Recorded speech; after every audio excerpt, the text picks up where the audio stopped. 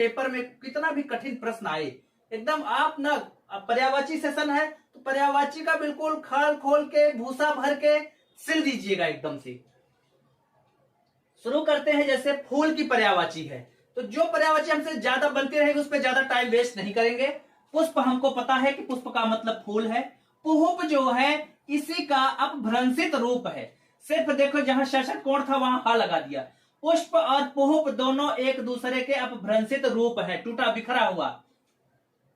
सुमन जो मन को प्रसन्न कर दे, वैसे भी फूल पर पत्ती देखने के बाद आदमी का मन प्रसन्न हो जाता है, तो जो मन को सुंदर कर दे। मंजरी का मतलब होता है बौर, जैसे आम की बौर है ना, गुच्छे वाला जो फूल होता है उसको बोलते हैं मंजरी।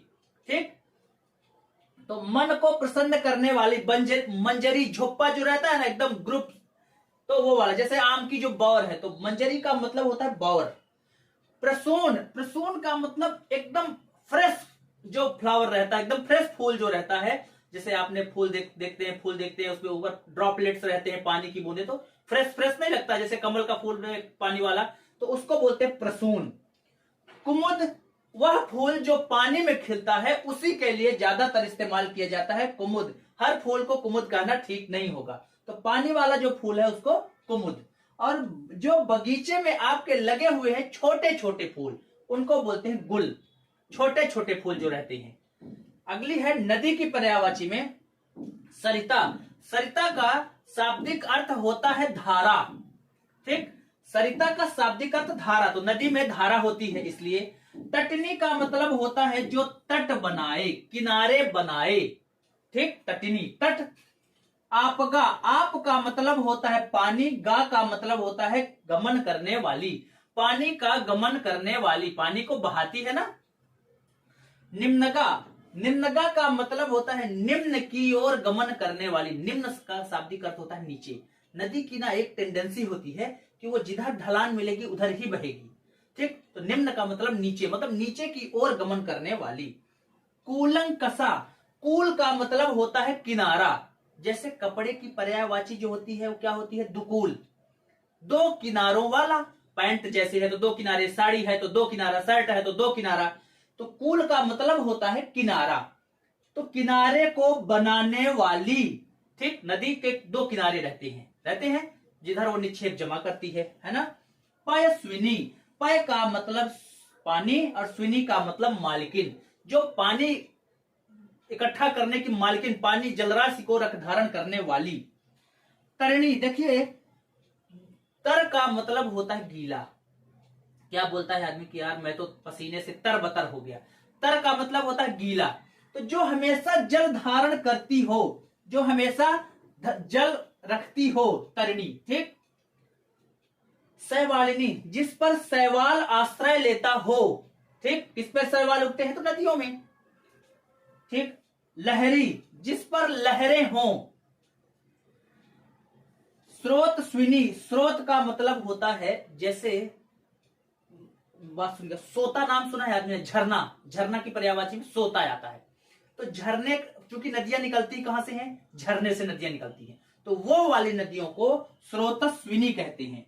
ठीक, निर्झरणी, जो झरने से निकलती हैं उसको निर्झरणी, झरने से निकलने वाली। तो ये दोनों नाम को दोनों के अगल बगल इसीलिए बैठाया गया है कि ये दोनों नदियां स्रोत से निकलती हैं। ठीक ना। प्रवाहिनी, जो प्रवाह होती है, देखिए प्रवाह तो सभी होते हैं, आपका जैसा प्रवाह तो तालाब होता है, समुद्र भी हो सकता है। तो एक इसके लिए रूढ़ है कि प्रवाहिनी या शैवालिनी भी बोल सकते हैं, सब तालाब में भी उगता है, लेकिन नदी के लिए ही ये दोनों रूढ़ हैं, प्रवाहिनी और शैवालिनी। जलमाला, जल की जो राशि रखते हो, जल की जो माला बना देते हो, मतलब गोल गोल नदियां जो ऐसे से जाती है ना, तो वैसा। आंख की पर्यायवाची देखिए, पहली पर्यायवाची है अक्ष, जैसे पुंडरीकाक्ष, पुंडरीक के समान अक्ष मतलब आंख। ठीक, इसी अक्ष का जो छ था वो ख में बदल के इसी का तद्भव हो गया, अक्ष का तद्भव अंक बन गया। अब देखिएगा ये अंक ना इसी आंख का ही टूट फूट के, सारे जो पर्यायवाची शब्द रहते हैं ना एक दूसरे को तोड़ मरोड़ के बनते हैं। अब देखिए जैसे चक्षु था, तो चक्षु को तोड़ मरोड़ के चंख बनाया, जहां भी छ छत्री था यहां भी ख खरगोश बना, यहां भी छ छत्री था यहां भी ख खरगोश बना। वो अब देखिए इसी चक्षु से, इसी अच्छ से ये अच्छी बना, देखिएगा। ठीक, तो ये सब एक दूसरे से मिलते जुलते ही थे। दृग मेखलाकार पर्वत अपार अपने सहस्त्र, दृग सुमन फाड़ रूपक अलंकार का कितना उत्कृष्ट उदाहरण है। दृग सुमन फाड़, दृग मतलब आंख रूपी फूल, सुमन मतलब फूल, तो दृग मतलब, दृग शब्द बना है दृष्टि से। ठीक, तो याद रखिएगा इसको। चश्म का मतलब होती है नजर, तो नजर मतलब आंख से ही लेना देना है। यहां पर चश्मे बदतूर नहीं होता है आदमी, चश्मे बदतूर आपने खुद खूब सुना होगा। चश्मे बदतूर मतलब बुरी नजर देखिए ये शब्द आप खूब सुनते हैं, चश्मे बदूर लिखा रहता है ना, चश्मे बदूर, इसका मतलब है बद मतलब खराब, दूर मतलब दूर हो जा। कौन? जो नजर है, खराब नजर है वो दूर। हम लोग अपने भाषा में क्या बोलते हैं? बुरी नजर वाले तेरा मुंह काला, बुरी नजर वाले दूर हो जा, है ना, उसी को बोलते हैं चश्म ए बदूर। तो चश्म का मतलब नजर, और नजर किससे? आंख से, यहां आंख का लेना देना, इसलिए आदमी चश्मा पहनता है आंख में। अंबक, भगवान शिव का नाम क्या है? त्रय अंबक, तीन आंखों वाली, है ना, तो त्रयंबक हो गया। दीठ, ये गांव में लोकल लैंग्वेज में दृष्टि का जो तद्भव होता है उसको बोलते हैं दीठ। यार आज उसने मुझे दीठ लगा दिया है, ठीक ना, उसने मुझे दीठ लगा दिया मतलब टोना जादू कर दिया, ऐसा वाला। नजर। लोचन मतलब आपको पता ही है भाई, राजीव लोचन विष्णु भगवान का नाम ही है। राजीव का मतलब कमल, लोचन का मतलब आंख। अगली जो है पृथ्वी की पर्यायवाची है। इस देखिए पृथ्वी धन देने वाली होती है, ठीक, मतलब पृथ्वी के गर्भ में नहीं खनिज निकलते रहते हैं, तो उसको धन देने वाले, धन का जो नाम है वो है वसु। वसु का शाब्दिक अर्थ होता है धन। तो इसका जो ज्यादातर नाम रहता है वो किससे? देखिए वसु को धारण करने वाली, वसु को धारण करने वाली मतलब धन देने वाली, ठीक ना। तो वसुधा, वसुंधरा, इसका ये नाम हो गया। भू भूमि आपको पता ही है। इला, देखिए जैसे हम उर्दू वगैरह शब्द में जैसे हम अजान वगैरह सुनते हैं ना, तो अजान में नहीं बोलते हैं ला इलाहा इल्लल्लाह, तो इला का मतलब होता है धरती, ठीक। तो धरती इला दोनों बगल में है, इसी का जो तत्सम होता है वो होता है धरित्री, ठीक। ये दोनों एक ही जैसे दिख रहे हैं। मही और मही, देखिए महीधर पर्वत की पर्यायवाची होती है। महीधर, मही को धारण करने वाले, ठीक। और महिपाल, समस्त पृथ्वी के मालिक। तो मही और मही दोनों ही इसकी पर्यायवाची हो गए। धरा आपको मैंने बता ही दिया कि धरा मतलब पृथ्वी। रत्न गर्भा, जिसके गर्भ में रत्न हो, ठीक। रसा, जैसे पाताल को आदमी नहीं बोलता मैं तुमको ऐसा कर दूंगा, तुमको जमीन में गाड़ दूंगा तो रसातल में चले जाओगे। रसातल, रसातल, रसा के तल में मतलब पृथ्वी के तल में मतलब पाताल में, तो रसा का मतलब पृथ्वी। मेदिनी राय आपने नाम सुना ही है, हमारे हिस्ट्री में है भी। तो मेदिनी राय का मतलब होता है, मेदिनी मतलब पृथ्वी, राय मतलब राजा, पृथ्वी के राजा। अचला मतलब, चूंकि धरती को हम ऐसा निर्जीव टाइप का समझते हैं ना, वैसे वो घूमती है वो वाला नहीं, मतलब हम देखते हैं कि जो चीज जहां पे है वो वही है, इसलिए अचला। उर्वी, उर्वरता की देवी, ठीक, सब पैदावार तो इसी में होता है, ठीक। तो ये पृथ्वी की पर्यायवाची हो गई। पुत्र की पर्यायवाची देखिए, पुत्र और पुत्री की पर्यायवाची में सिर्फ जो प्रत्यय है ना, किसी में बड़ा आ और बड़ी ई प्रत्यय लगा देने पे पुत्री की पर्यायवाची बन जाती है, तो इसलिए पुत्र को बहुत अच्छे से देखते हैं। तनय, तनय का मतलब होता है तन से जन्म लेने वाला, ठीक ना, तनय। आत्मजा, जैसे वो नाम है, तनय का मतलब बेटा। आत्मजा, आत्मा से जन्म लेने वाला। तनुज, तन से जन्म लेने वाला, ठीक। सुत मतलब बेटा, पवन सुत। नंदन मतलब बेटा, पता ही है। किशोर मतलब जो युवा अवस्था का पुत्र रहता है उसको बोलते हैं किशोर, ठीक, मतलब 11-12 साल के किशोर और कुमार। सोचिए ना, बेटा की ही पर्यायवाची है कि हमारे गायक में किशोर कुमार, तो उनका क्या मतलब निकलेगा? बेटा बेटा, है ना। किशोर और कुमार दोनों का मतलब बेटा होता है। तात मतलब बेटा, देखो तात की कई अर्थ होते हैं। तात का मतलब चाचा भी होता है, तात का मतलब पिता भी होता है, तात का मतलब भाई भी होता है। बालक आपको पता ही है, इसमें चर्चा करने की जरूरत नहीं है। सुवन, सुवन का मतलब जैसे देखिए शंकर सुवन केसरी नंदन तेज प्रताप, वो सुना है ना आपने, तो सुवन, शंकर सुवन, शंकर के पुत्र। पूत आपको पता ही है, वत्स आपने पता है कि वत्सल मतलब पुत्र प्रेम, वात्सल्य रस हमने पढ़ा भी है। वत्स का मतलब बोलता है ना, उठो वत्स, ऐसा।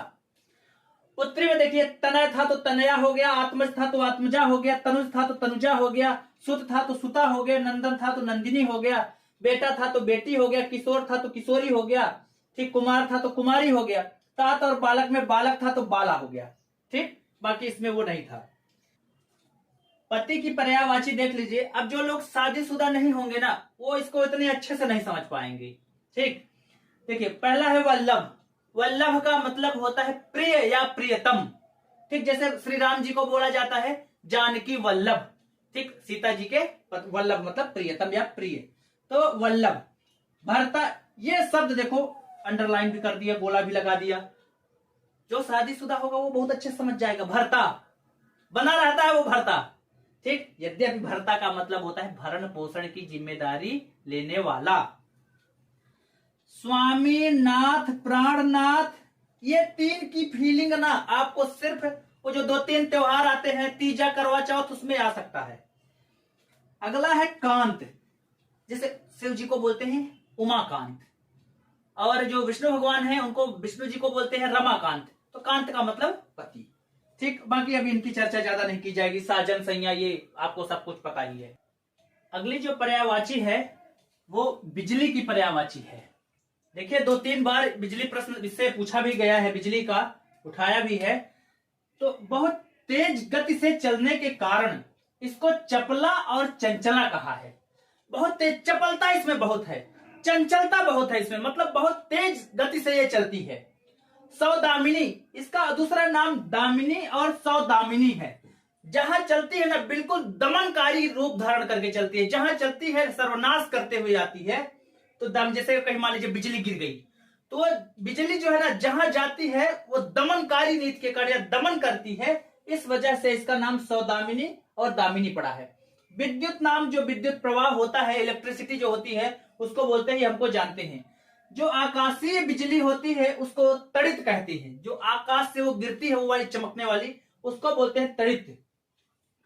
चूंकि इंद्र जो है, जो अपना वज्र है, उस वज्र से ऐसे करके बिल्कुल बिजली जो दिखाते हैं, बिजली जो गिराते हैं, इसलिए उसका नाम पड़ा है वज्र। वज्र का शाब्दिक अर्थ होता है, जो जैसे आदमी वज्र का इस्तेमाल कठोरता के रूप में करता है, ठीक ना, लेकिन वज्र का शाब्दिक अर्थ ना बिजली होता है। तो इंद्र का वज्र, और इंद्र का वज्र जो है सिर्फ बिजली जैसे गिराने के लिए इस्तेमाल किया जाता है।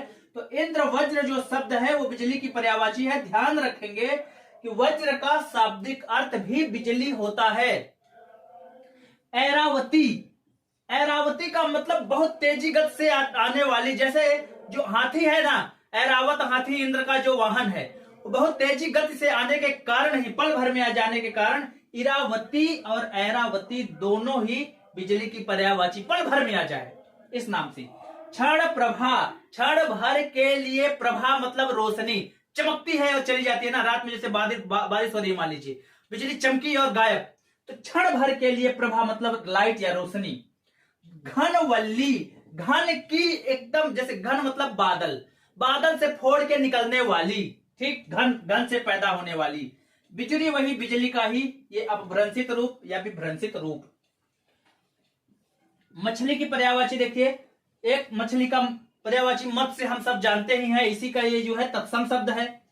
मीन केतु मकर ध्वज आप जानते ही हैं कि कामदेव की पर्यायवाची में हमने इसकी चर्चा की ही थी कि मीन और मकर दोनों का शाब्दिक अर्थ मछली होता है। मीन केतु वो उनके ध्वजा पे जो है मछली का चिन्ह बना रहता है, इसलिए कामदेव जी को मीन केतु और मकर ध्वज कहा जाता है। एक पहले इसको देखते हैं, जल जीवन को, इसको समझते हैं। जल जीवन का मतलब जिसका जीवन ही जल हो, मछली जल की रानी है आदमी बोलता है। अब देखिए झस, झस कोई मछली की विशेष पर्यायवाची न होकर एक खास स्पीसीज है। जैसे कोकोनट जो है ना, कमल, लाल कमल को कोकोनट कहते हैं, लेकिन कमल की पर्यायवाची तो है ही वो। तो उसी तरह जो झस है, एक मछली की, जो झींगा आप नाम सुनते होंगे, क्योंकि मछलियों में सबसे फेमस मछली झींगा मानी जाती है, इस वजह से वो झस जो है, झस मतलब झींगा ही होता है, उसी मछली के कारण ये मछली की पर्यायवाची बन गई है। हाथी की पर्यायवाची देखिए, इसी का जो तत्सम शब्द है ये बना हुआ है हस्ती या हस्ती। ठीक, जैसे हस्तिनापुर आप नाम सुनते हैं, ठीक, वो राजा थे, बहुत विशालता को दर्शाने के लिए उसका नाम था हस्तिनापुर। नाग, ऐसा हाथी जो पूजा जाता है। आप देखते हैं जैसे आते हैं गांवों में घुमाने आते हैं तो उनको टीका उका लगा रहता है लाल कलर का। यद्यपि नाग का मतलब होता है ऐसी टेढ़ी मेढ़ी चीज जो सूंड के कारण, सूंड का जैसे सांप को भी बोलते हैं नाग, वो सिर्फ फन के कारण या ऐसी जो हिलती रहे सामने की चीज सूंड के कारण, तो नागा पैसे भी याद कर लें। सिंदूर, वही पूजा जाने वाला हाथी। देखो हाथी ना सिंधु सभ्यता काल से इसको सिंदूर कहा जाता है। सिंधु का शाब्दिक अर्थ होता है विशाल। जैसे सिंधु पर्यायवाची है सागर का या समुद्र का। ठीक, समुद्र या सागर किसी क्षेत्र में विशाल है क्या? हाँ सर, पानी के हिसाब से उसको विशालता का द्योतक है। सिंधु का शाब्दिक अर्थ होता है विशाल। तो चूंकि हाथी सबसे बड़ा जानवर है ऐसा बोलते हैं, इसलिए इसका नाम पड़ा है सिंधुर। कुंजर, याद कीजिए जब अश्वत्थामा बोला गया था कि वो एक ही आदमी सच बोल सकता है, आदमी खूब सारा इस्तेमाल करता है ना, अश्वत्थामा मारा गया। तो जब कृष्ण ऐसा बोलते हैं, धर्मराज ऐसा बोलते हैं कि अश्वत्थामा मारा गया, नरो वा कुंजरो वा, तब शंख बजा दिया जाता है। ठीक, आप उसको पढ़ लेना वो वृत्तांत पूरा। तो उनका युधिष्ठिर धर्मराज ने कहा था कि अश्वत्थामा हतो नरो वा कुंजरो वा, नर है या हाथी है ये नहीं पता। ठीक, तो जैसे ही वो सुने तो उनके प्राण पखेरु, उनके पिताजी की, उनकी चूंकि कहानी ही है ऐसी। ठीक, तो वो आप पढ़ लीजिएगा। दंती मतलब दांत, दांत, हाथी के दांत बहुत फेमस है। मातंग मतलब मतवाला हाथी, पागल हाथी। ठीक, मातंग का मतलब हाथी ना जब पागल होता है उस दशा में उसको बोलते हैं मातंग। गयंद, गयंद शब्द बना है गजेंद्र से। गज का मतलब हाथी, तो गज शब्द से बना है यही शब्द। आप एक छंद पढ़ते हैं मत गयंद, मतवाला गयंद मतलब पागल हाथी। ऐसी कोई रचना, ऐसा कोई छंद जिसको सुनकर श्रोता जो है पागल हाथी की तरह झूमने लगे। गज मतलब हाथी पता ही है। द्विरद मतलब जिनके रदनक टीथ, क्योंकि दांत के कई प्रकार होते हैं ना, रदनक, चवर्णक, अग्रचवर्णक है ना, अंग्रेजी में पढ़ते हैं, मोलर, प्रीमोलर, इंसीजर वगैरह। ठीक, तो केनाइन वगैरह नहीं दांत पढ़ते हैं, तो दो रदनक दांत हाथी के निकले रहते हैं, तो द्विरद उसको बोलते हैं। मदिरा, शराब पता ही है आपको। वारिणी, समुद्र मंथन के दौरान मदिरा भी निकला था, अमृत भी निकला था, है ना। तो जो समुद्र मंथन के दौरान वो निकला था शराब, जो असुरों में बांट दिया गया था, तो उसको, वो जो पदार्थ था उसको बोला जाता है वारुणी। मद्यपान करना निषेध है, मद्यपान निषेध, तो मध्य का मतलब आपको पता ही है। सुरा और सुंदरी का देश आप जानते ही हैं, सुरा का मतलब क्या है ना।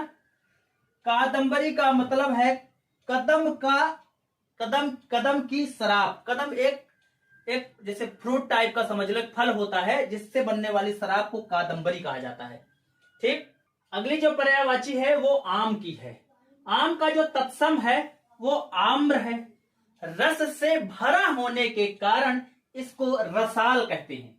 रस से भरा होने के कारण जो आम है ना, साथ में आकार लेता है। आप देखते हैं गुच्छे में ऊपर लटकता रहता है आम का, जब बौर और आती है उसके बाद जो छोटे छोटे आम के वो लगते हैं, तो साथ में आकार लेते हैं। साथ में बौर से लेके वो साथ तक वो बिल्कुल गुच्छे में रहने के कारण इसको सहकार, साथ में आकार लेने के कारण इसको बोलते हैं।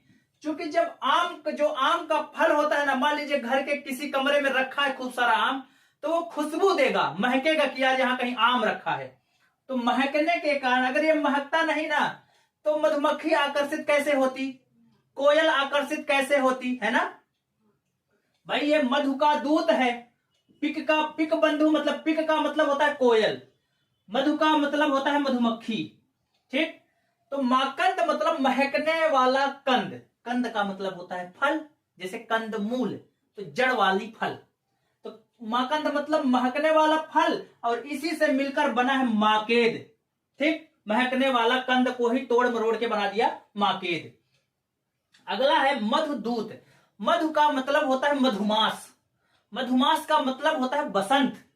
बसंत की ऋतु में, बसंत ऋतु मतलब प्रैक्टिकली अगर हम समझे तो फरवरी मार्च वाला समय, इसमें क्या होता है, ये जब आम की बौर आ जाती है ना, आम की बौर जब लगना शुरू हो जाते हैं तो ऐसा माना जाता है कि अब बसंत ऋतु अपने चरमोत्कर्ष पर आ गया है। मधु का दूत, मधुमास का दूत ये बताता है कि अब जो है मधुमास आ गया है। ठीक, पिक बंधु, कोयल को बहुत प्रसिद्ध, बहुत पसंद होने के कारण पिक बंधु नाम पड़ा। अमृत फल, ध्यान रखेंगे, नारियल को श्रीफल कहा जाता है और आम को अमृत फल कहा जाता है, दोनों को याद रखेंगे। अति सौरभ, सौरभ का मतलब होता है महकना, अति का मतलब बहुत, बहुत महकने वाला। ठीक, तो ये आम की पर्यायवाची हो गई। आभूषण की पर्यायवाची देख लीजिए, आभरण, संस्कृत में आभूषण को आभरण कहते हैं, जैसे नरस्याभरणम रूपम, रूपस्याभरणम गुणम, गुणस्याभरणम ज्ञानम, ज्ञानस्याभरणम क्षमा। तो नरस्याभरणम, नरस्य आभरणम, नर का आभूषण रूप है। ठीक, तो इसी शब्द से बना विभूषण, पद्म विभूषण किया गया, विभूषित किया गया, यानी सजाया गया। भूषण का मतलब, विभूषण का मतलब सब आभूषण से ही लेना देना है। जेवर आपको पता ही है, अलंकार का मतलब पता ही है, अलंकार हम जब पढ़ते हैं इसका शाब्दिक अर्थ होता है गहना, काव्य का सौंदर्य। टूम, ध्यान रखेंगे, टूम कौन सा, जो चमकने वाले आभूषण होते हैं उसको बोला टिम टाम करते हैं जो, ठीक ना, उसको बोला जाता है टूम। टूम जो जब गहने जैसे हीरा डायमंड पहना है आदमी कोई और वो साइन मारने वाले, जो साइन मारने वाले रहते हैं उनको बोलते हैं टूम। ठीक, तो आप इसको याद कैसे रखेंगे, याद ऐसे रखेंगे कि जो टिमटाम करे। ठीक, ऐसे। मंडन, इसका ना विलोम बहुत पूछा जाता है, मंडन का विलोम खंडन। मंडन का मतलब होता है सजाना। ध्यान रखो, इसी शब्द से ना मंडप बना हुआ है। जब भी कभी दिमाग में मंडप शब्द आता है तो आपके दिमाग में एक आकृति आती है, ऐसी आकृति जो चारों ओर से सजाई गई हो, सजाने वाली ही बात आएगी आपके माइंड में मंडप शब्द को सुनते ही। तो ये मंडप ना इसी मंडन से मिलकर बना है। मंडन का मतलब होता है सजाया या आभूषण। ठीक ना, ये मंडन वाला हो गया। उत्सव की देख लीजिए, उत्सव की पर्यायवाची ये पता है आपको, पर्व कहते हैं, त्योहार कहते हैं, इस पे हम चर्चा बिल्कुल नहीं करेंगे। क्षण का मतलब होता है, देखिए समय, एक बोलते हैं क्षण, एक बोलते हैं पल। तो जो अच्छे क्षण, अच्छे पल रहते हैं ना, उसी को बोलते हैं क्षण। मतलब बहुत अच्छा, मतलब हंसी खुशी वाला जो टाइम रहता है उसको बोलते हैं क्षण। इस क्षण पर, है ना, मह शब्द जो बना है, जैसे बोलता है आदमी वन महोत्सव। ठीक, तो उत्सव और महोत्सव, ये मह शब्द उसका द्योतक है। ठीक ना, मह शब्द से ही बना है महोत्सव, महधन उत्सव। जलसा, जश्न, समारोह, ये तो कॉमन नेम है, हमको पता ही है, जश्न मनाया जाएगा। याद ये रखना है उद्धर्ष, ये याद रखिएगा। देखिए आपको कहीं इसमें उद्धर्ष में हर्ष छिपा दिख रहा है, हर्ष मतलब प्रसन्नता, तो हर्ष छिपा दिख रहा है, इस पर ढूंढना है, ये ना थोड़ा सा कठिन नाम है। तो भाई ऐसा तो है नहीं, कुछ ना कुछ तो टेक्निक बनानी पड़ेगी कि हमको ये याद रहे। तो उद्धर्ष ना ऐसा कि मतलब हर्ष शब्द हम इसमें ढूंढ लें, और हर्ष मतलब खुशी का पल, खुशी का मौका। आश्रम में देखिए विहार, संघ, जैसे देखिएगा जैसे बौद्ध विहार, ठीक है ना, बौद्ध का जहां रहते हैं, जहां उनके मत को, देखिए आश्रम का मतलब यह है किसी विशेष मत को मानने वाले। तो बिहार, जैसे बौद्ध विहार, कोई एक ऐसी जगह दिमाग में आएगी जहां, ऐसा नहीं कि एक कुटिया टाइप की बात, ऐसी बात जहां बौद्ध जो है, बौद्ध मतानुयायी एक साथ जहां रहते हो। इसी तरह संघ, हिंदुओं में जो होता है वो संघ होता है। अभी आपको पता ही है कि जो बीजेपी की गवर्नमेंट है मान लीजिए, तो उसमें संघवाद है। संघ कौन सा, मतलब वो किसका संघ, नहीं ऐसा वाला जो करते हैं वो संघ। मठाधीश जो रहते हैं वो मठ के किसी, मान लीजिए मंदिर वंदिर के हैं तो उसको बोल देते अखाड़ा। ठीक, तो ये अखाड़ा भी उसी का है। मतलब भगवान कृष्ण के खूब सारे मान लीजिए मानने वाले लोग हैं, तो पता चला ये निर्मोही अखाड़ा, पता चला ये अखाड़ा, खूब सारे होते हैं ना, मतलब उनके मतानुयायी। तो ये एक ये अखाड़ा। ये कुटी का मतलब ये है ऐसे लोग जहां निम्न वर्ग के लोग रहते हैं, गरीब लोग रहते हैं, वो उनका घर। और स्तर ना बौद्ध लोगों का, जो जैसे क्या होता है स्तर, आमतौर पर उनको कहा जाता है, जैसे मान लीजिए आप सांची का स्तूप देखिए, तो सांची के स्तूप में आप पाएंगे क्या, स्तर का मतलब इंग्लिश में पता है ना आपको, लेवल होता है। ठीक है, लेवल होता है, इसका मतलब एक नीचे का स्तर, फिर उससे बड़ा, फिर उससे बड़ा, फिर उससे बड़ा, क्या लेवल है मतलब, ठीक ना।